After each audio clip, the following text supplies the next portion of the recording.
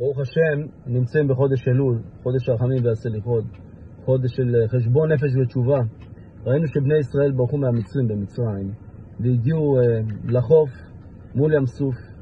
הים לא רוצה להיפתח, לא רוצה להיבקע להם. ואז בא הקדוש ברוך הוא ופונה למלאך של הים, ואומר לו, תפתח לבניי, נשבעת, עשינו תנאי, כשהבנים מגיעים, הים נפתח. הים אומר לקדוש ברוך הוא, ריבונו של עולם, אדון האלוהים ואדוני אדונים, מי אלה פה הבנים שלך בדיוק? מי הבנים? אני רואה פה מצרים, רואה פה בני ישראל, אני לא יודע לזהות. אלו עובדי עבודה זרה, ואלו עובדי עבודה זרה. כי כתוב שבני ישראל הגיעו לשער המ"ט שערי טומאה, חס ושלום עוד שנייה, חס ושלום, ונופלים בשער הרענון. אומר לו הקדוש ברוך הוא, באמת רואים פה שהמלאך לא יודע להבדיל, הוא לא טעה, הוא לא יודע לזהות. אפילו שכתוב לא שינו משמותם לשונם ושמם, זה בסדר, זה בשביל ההיכר העצמי, הזיהוי העצמי של ישראל. אבל מבחינת המלאך, שהוא מסתכל ברוחנות ורואה את החטאים כביכול, לא יודע לזהות ולהבדיל. אמר לו הקדוש ברוך הוא, מבין ללבך, אתה אמור להיפתח בשביל התנאי, שעשינו תנאי, אז זה תיפתח.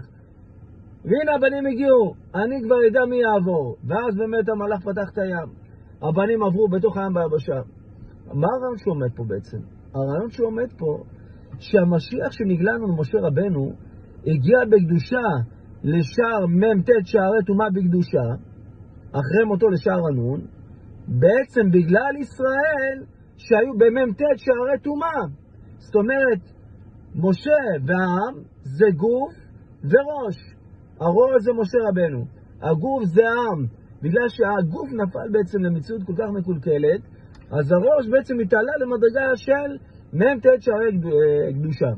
לעתיד לבוא המשיח שיבוא, המשיח שיבוא לעתיד לבוא, זה בעצם משיח שנוגע בשער הנון.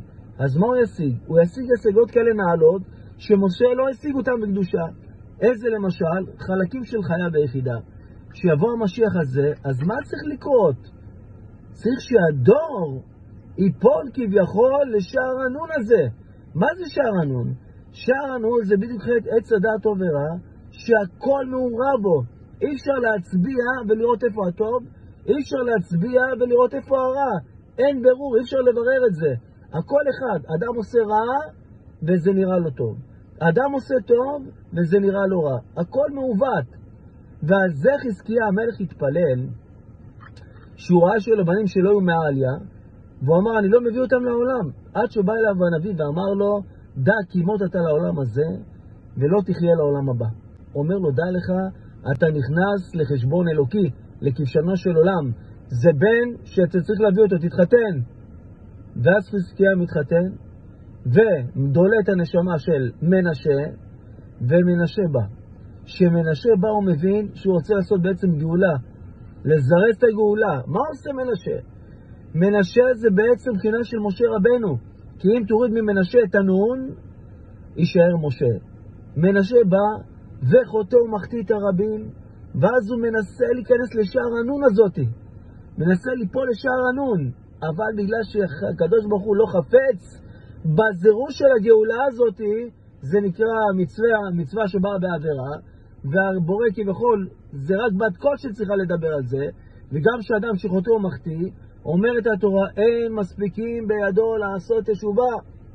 אז מנשה נופל, אבל בגלל שהקדוש ברוך הוא יודע את מחשבת הלב של מנשה, ויודע שבעצם כל מה שהוא רצה בעצם, אף על פי שזה בא בקלקול נוראי, זה לזרז את הנון הזאת, אז הוא משרבב לו תשובה מתחת לכיסא הכבוד ומציל את מנשה.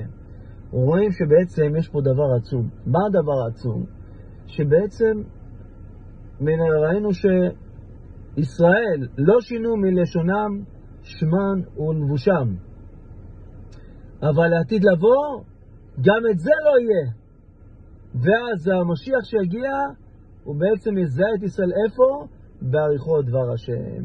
הכל בריח, זה משהו רוחני, זה בלי כלים של העולם הזה, זה בלי לבושים של העולם הזה, זה בלי שום חיצוניות, זה אפילו מתוך קלקול ענקי. זה מה? רק בגלל שהקדוש ברוך הוא חפץ להציל את בניו.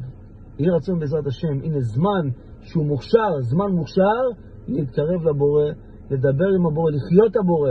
יהי רצון בעזרת השם יתברך, שנזכה בעזרת השם לראות במשיח צדקנו במהרה בימינו. אמן. נצח סלע בעת.